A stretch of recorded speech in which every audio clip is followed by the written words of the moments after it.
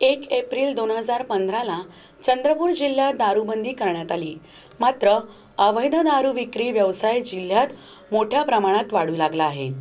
2015 ते 2017 या 3 वर्षात मूल पोलिसांनी 1,66,28,831 रुपयांची देशी विदेशी जप्त केलेली दारू काल नष्ट केली। अवैध दारू वाढतच असल्याने पकडलेली दारू ठेवण्याकरिता पोलीस स्टेशनमध्ये जागेची कमी असल्याने व दारूसाठा जास्त होत असल्याने दारूसाठा ठेवण्याचा प्रश्न निर्माण झाला होता।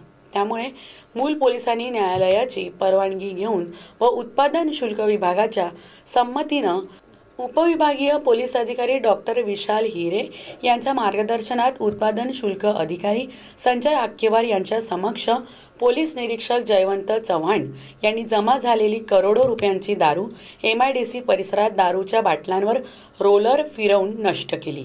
यावेळी मूल पोलीस स्टेशनचे उपनिरीक्षक अमोल शिंदे आणि सतीश सोनेकर व मूल पोलीस कर्मचारी यांनी दारू नष्ट केली।